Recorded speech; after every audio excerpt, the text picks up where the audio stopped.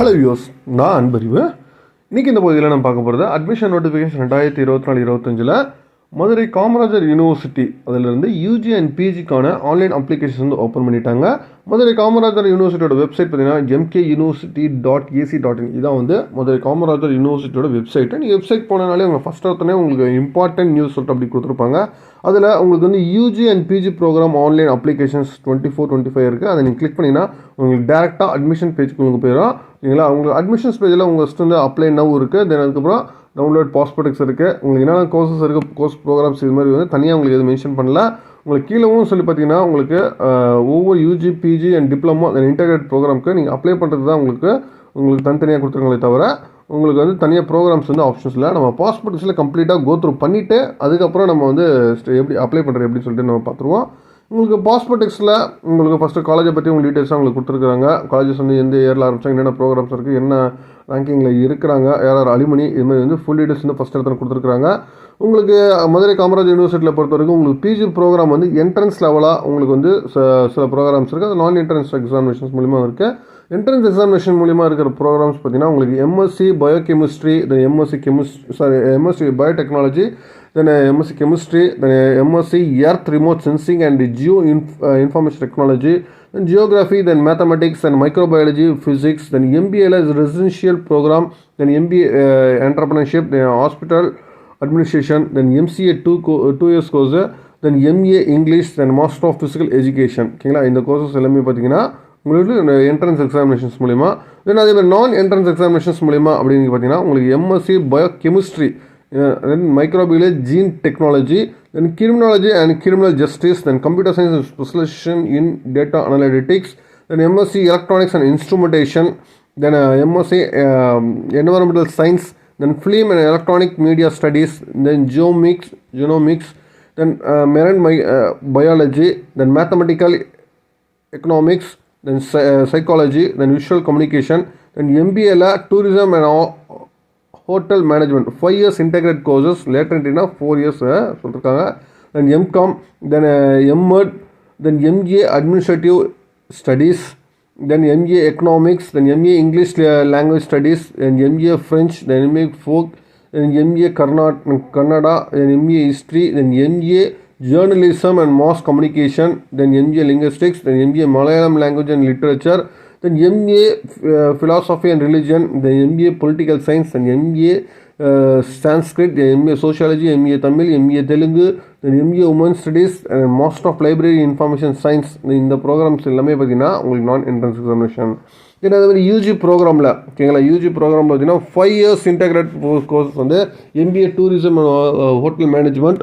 ஓகேங்களா, later என்ட்ரினா BBA முடிச்சிங்கன்னா 4 years உங்களுக்கு courses வரும். Then BSc Computer Science with Data Science, then BSc Mathematics, then BA Psychology, then BCom, then BA English and BA Tamil, then the Bachelor of Vocational Sustainable Farming and Entrepreneurs Development. ஓகேங்களா, இந்த course எல்லாமே பார்த்தீங்கன்னா உங்களுக்கு through நான் entrance examinations program யூஜியில் இருக்குது.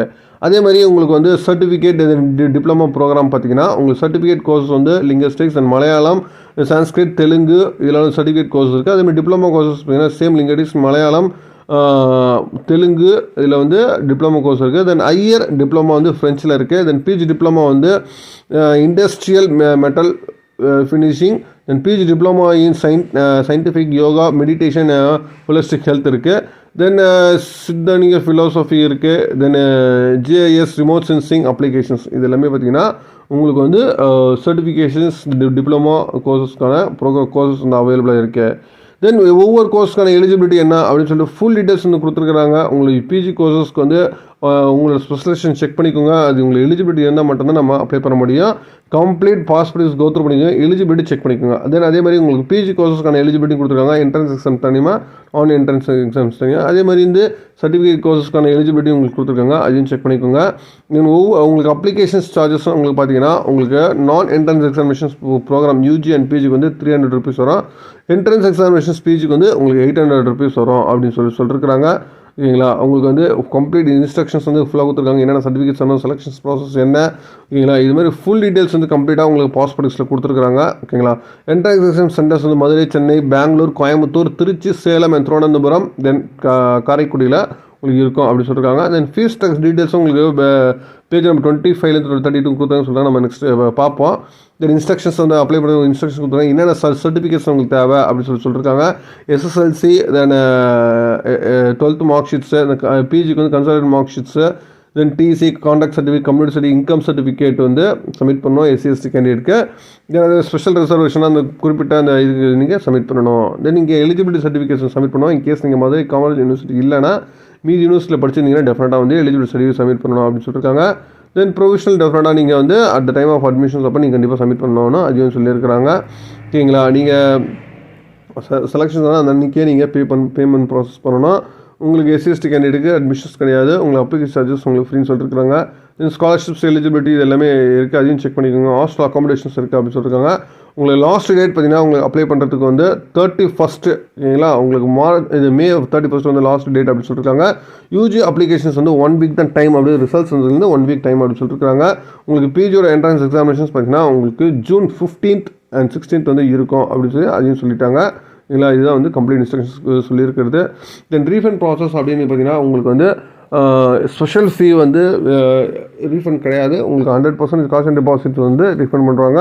Rest of ஃபீஸஸில் வந்து 80% detect பண்ணுவாங்க. In case நீங்கள் வந்து கிளாஸஸ் சிங்கிள் கிளாஸ் நீங்கள் அட்டன் பண்ணாலும் உங்களுக்கு வந்து ரீஃபண்ட் ப்ராசஸ் இதுதான் வந்து சொல்லியிருக்கிறாங்க. இன்கேஸ் 1 மந்த் நீங்கள் கிளாஸ் அட்டன் பண்ணிங்கன்னா இதுக்கான ரெஸ்ட்ரிக்ஷன்ஸ் வந்து சொல்லியிருக்காங்க. இதில் நீங்கள் ஃபாலோ பண்ணணும்னு சொல்லிட்டு தென் இது அட்மிஷன்ஸ் நோட்டிஃபிகேஷன்ஸ் உங்களுக்கு லாஸ்ட் டேட் எல்லாமே சொல்லியாச்சு.